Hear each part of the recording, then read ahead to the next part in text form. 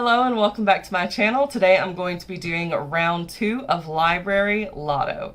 This is not a game that I came up with. This complete credit goes to Books with Ashes. Today I do not have my dice, so I'm actually going to use Alexa to pick my numbers. So this is going to be interesting.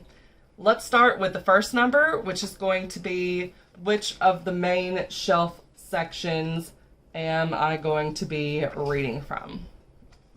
Hey Alexa, choose a number 1 through 20.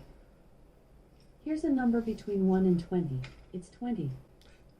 Okay, so I got 20, which puts me in the middle grade section. So I was not expecting to have a high number, so that was interesting. So the middle grade section, number 20, has 4 subsections. So I will have Alexa choose between that. Hey Alexa, choose a number 1 through 4. Here's a number between 1 and 4. It's 2. Those individual sections, it says, has 4 subsections to it. Hey Alexa, pick a number 1 through 4. Here's a number between 1 and 4. It's 2. Okay, so I've got 20, 2. Apparently, she wanted me to read 2022. But now I have to figure out what ability I am going to get. So I am going to, for the purposes of this video, assign the different abilities to different numbers so that I can have her pick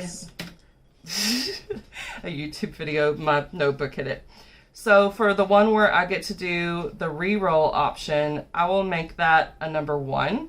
And then for number 2, I will make that a plus. And then for number 3, I will make that a minus. Hey Alexa, choose a number 1 through 3. Here's a number between 1 and 3. It's 1. Okay, so that's the reroll option. So Alexa will give me another number 1 through 4, but it will not be the same one that I've already got, which is 2. So it'll have to be a 1, 3, or 4. Hey Alexa, choose a number 1 through 4. Here's a number between 1 and 4. It's 3. Okay, so I will be choosing the book from either subsection 2 or 3 on section 2 of shelf 20, which is in the middle grades section. So let's go to the library and see what the options are. Well, I am back inside because the car wouldn't start. This was after I spent 30 minutes putting air in the tire because it had been too low. This is on the same day my husband went to work this morning. It's very, very dark when we go to work. It's like 5 a.m. by the time we're on the road, and the sun's not really up yet. And a deer darted out right in front of him. It grazed the car, busted a headlight, made the hood kind of crumple up a little bit. Car still runs, but it's going to require some time in the shop. So a deer clipped my car when my husband was driving it on the way to work. So yeah. And the other vehicle we think just needs a battery. But now that I have a vehicle, I can still drive this one. I'm finally going to go do round 2 of Library Lotto. I changed it to play how I like, rearranged it to my own domain. Yeah, I got what it takes, made lots of mistakes, taking shots, skipping breaks, feeling lost, feeling great, popping off, singing straight, never stopped, never changed. All the squad here to play, and I've got something to say, yeah. I work hard each and every day, I get lost in the words I say. I don't push pause, no I push play. I won't stop till I make a change. I withdraw on the things I make. I turn flaws into flawless traits. I build tall, never capped in space. I won't stop till I hear him say, oh, oh, la, la, la, la, la, la.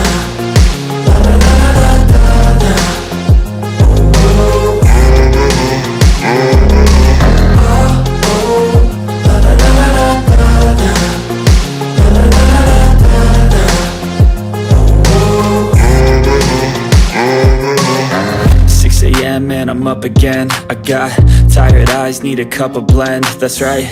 In the AM, that's my only friend. No light, just the sun coming up on the horizon. I lose track of time, yeah, I move fast and climb a new class divine, yeah, true passion shines. And I'm through passing time, I choose stacking dimes. You snooze half the time while I move passing by. I work hard each and every day. I get lost in the words I say. I don't push pause, no, I push play. I won't stop till I make a change. I withdraw on the things I make. I turn flaws into flawless traits. I build tall, never capped in space. I won't stop till I hear him say,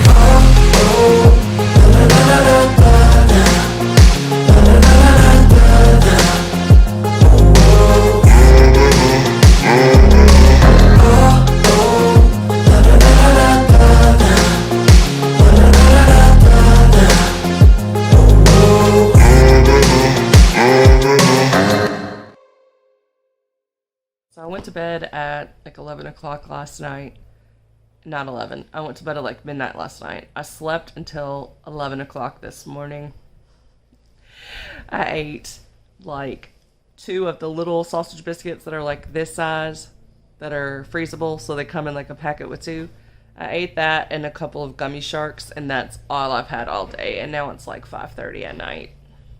My husband's cooking some tuna helper, but I watched a movie, and the movie made me cry. It was really good. What was the movie? I've already forgotten. Well, oh, I don't remember what it's called, but it has Lily Reinhart in it, and it's where she gets to see how her life would have went, whether she got pregnant or not pregnant, and how like both routes wound up kind of happy in the end, but there was a lot of struggle in the middle to get there. So that was really good and made me sob. And then I watched the like Get Back on the Board or Stay on the Board, whatever it is. It's like a skateboarding documentary about a trans guy and how he was like made to present or not necessarily present, because he was always kind of presenting masculine once he got to adulthood.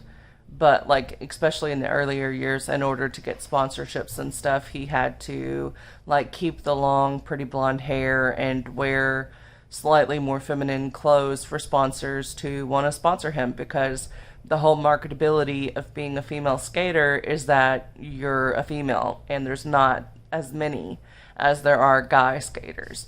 So that documentary was really good. And then I came in here and I read some more of the book, which is this one, The Kicks, Hat Tricks. I don't know what hat tricks means yet. Not really sure how that relates to the story inside, but I really, really like this one so far. I'm on chapter 9.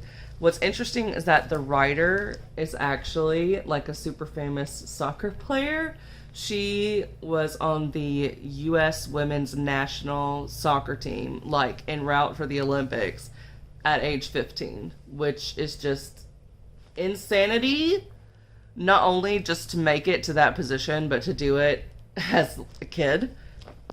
Insanity. But anyway, yeah, I'm on chapter 9. This is really good. One of the things that I will say, if you're hesitant about middle grades, is that yes, there are some middle grades that are definitely catered to that age group, or at least the authors think that they're catering to that age group, but the writing is kind of juvenile in a literal sense.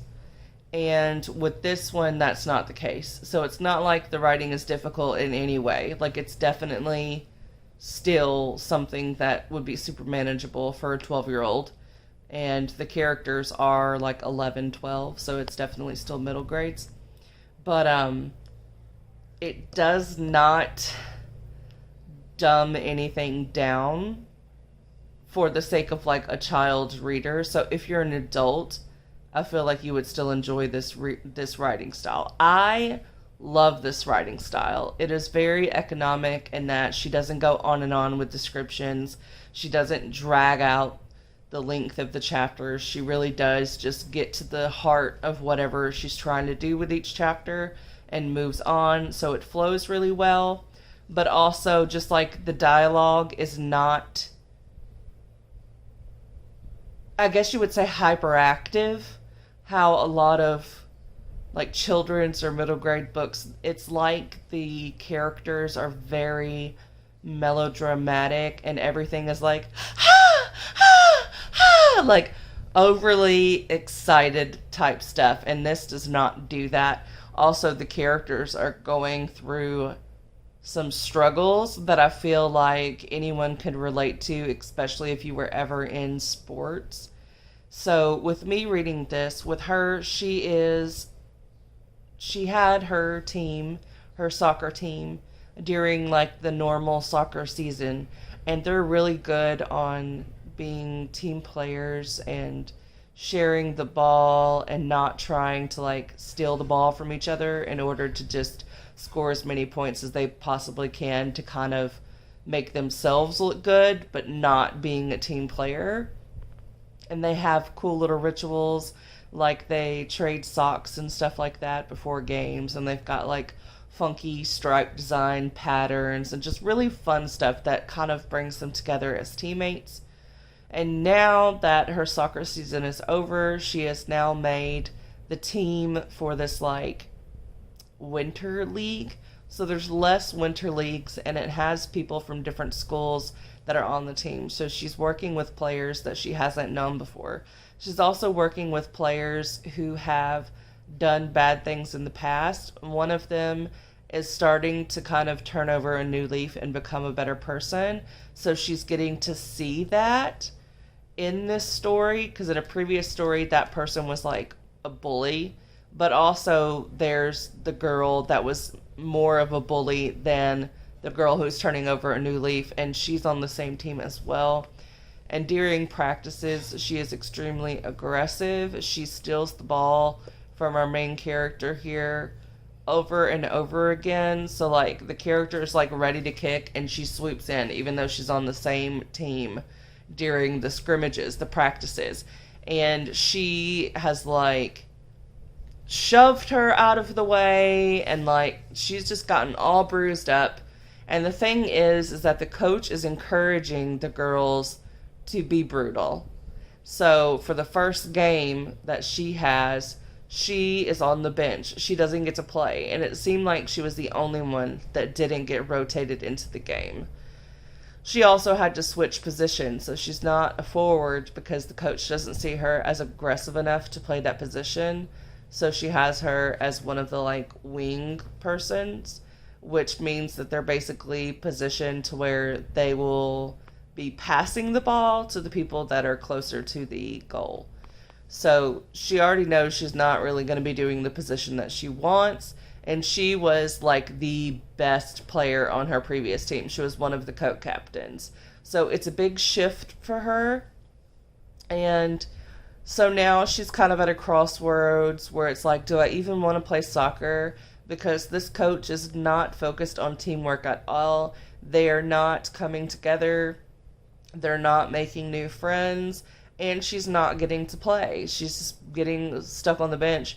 But the practices are brutal. Like I said, like she's coming home with physical injuries. And so she's like, okay, do I even want to play?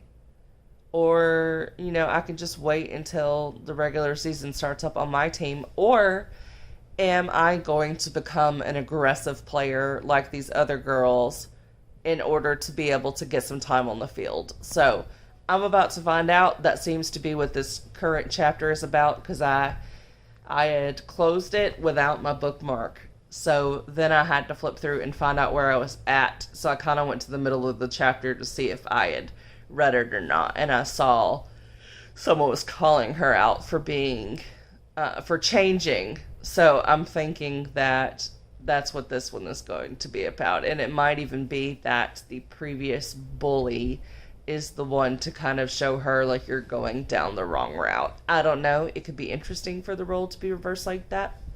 But yeah, basically what I wanted to tell y'all about this book so far is that it is having relatable issues. The reason why I think that older people can relate to it is the whole if you start off and you're always like the big fish in the little pond, which is how she was. She was the captain of her team.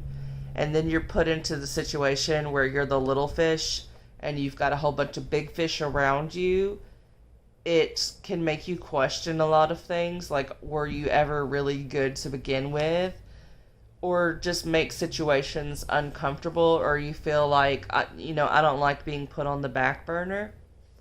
Also, having a situation where everything's really nice and fun and everyone's getting along, and then being moved into a situation that's not as great, where people aren't getting along anymore.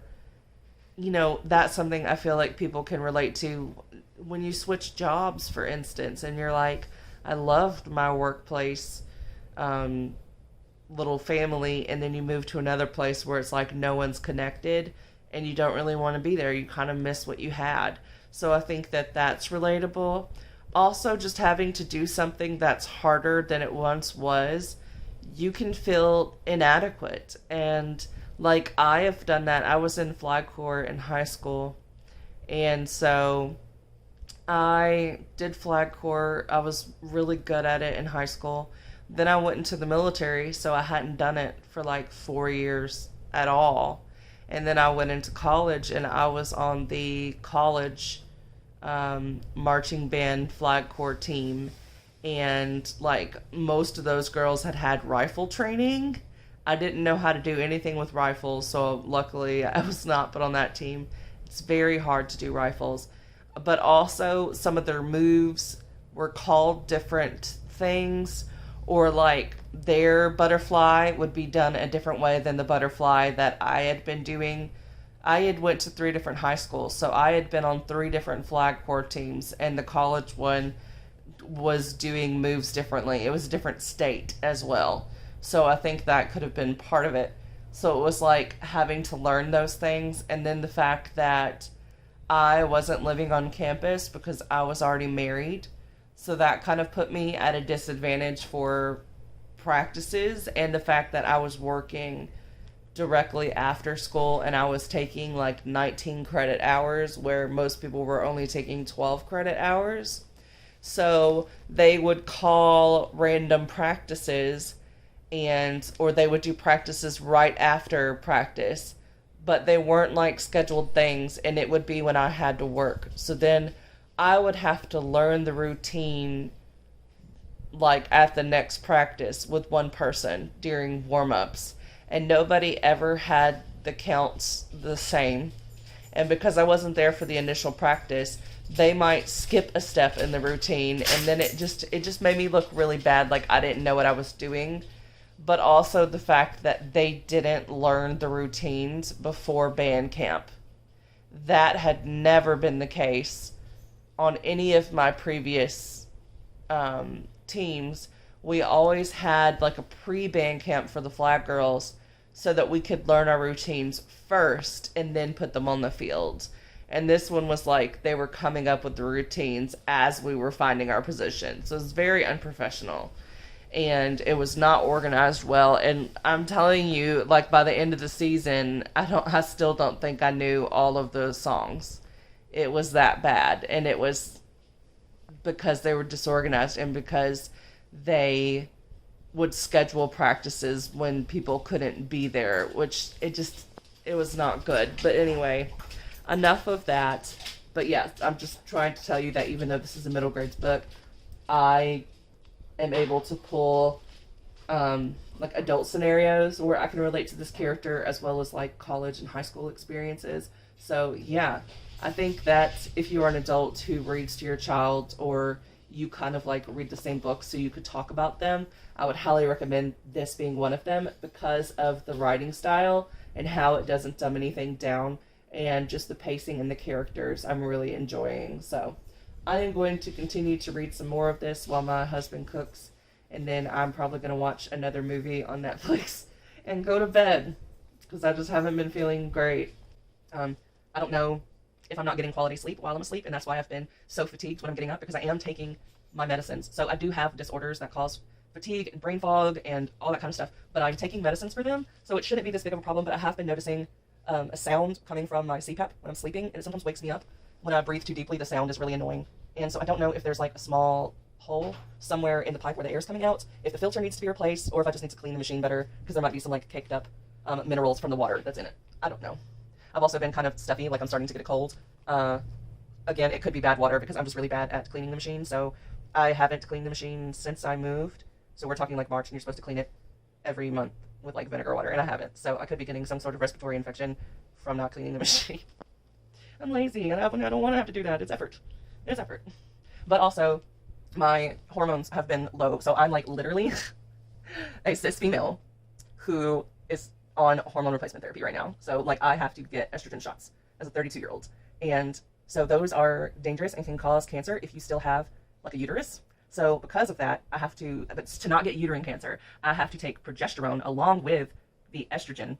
And the progesterone itself elevates your risk of breast cancer, which luckily I've already had a gene test done, and I do not have the BRAC whatever genes that basically say like you're a higher risk for breast cancer. I don't have either of those, which means that I should not have an elevated risk from taking the progesterone. But yeah, I'm hoping that eventually it will make me feel better, because I've had some issues that you have when you are like premenopausal or menopausal since my early 20s. So it's been like over 10 years. So we're just kind of at the point where like we're trying whatever we can to get that fixed. So that's why I'm taking all that stuff. And then I also have depression and anxiety, and I went off my pills for a couple months. I'm back on them, and I have noticed some change. I noticed a change when I went off of them with me being very irritable, which the irritability has definitely went down since I've been back on them. So that's working, but it's like the levels aren't really high enough to manage just like the regular depression and anxiety. So, and the interesting thing is like depression, when you hear that, you think like just like overwhelming sadness and hopelessness. Mine's not like that. There's not like a specific reason, but I do have depression. It's weird. It's like a chemical brain thing. And so like you don't want to do things that you would normally enjoy to do. So like even playing with the dog, or getting up to like feed him, or changing clothes, getting in the shower. It's like a 10-minute task. Just like little bitty things, eating. Everything is a struggle. Reading has been a struggle. So like last month I read 28 books. This month I think I've read 4, and 2 of them were audiobooks. So I have not read much this month. Oh man, I'm just tired all the time. And also I think a big issue is the water. The water for like the last 2 or 3 weeks at home has tasted like dirt. And this happened in Bowling Green too. It's like it kind of rotates cities where the water just tastes like dirt. But I know I'm not crazy, because I went to the restaurant in Bowling Green yesterday, which is like 40 minutes away from where I live, and I ordered water, and it tasted like normal water. It did not have the dirt taste. But I tasted water at my house and at the library in my city, and both of them tasted like dirt. So there's too many sediments or something that's getting into the water that makes it taste like that. And because I tasted that, I don't want to drink it. So I've probably been severely dehydrated for the past 3 weeks. So I've been drinking like Mountain Dew and Gatorade and not water, because the water is disgusting. And my husband's like, I am not buying you bottled water. He thinks it's a waste of money. But he did get me some flavor to put in the water so that I won't taste the dirt. So I should probably start doing that, because when you're not hydrated and you're not eating well, it can really affect things. And I don't eat well. I eat frozen crap.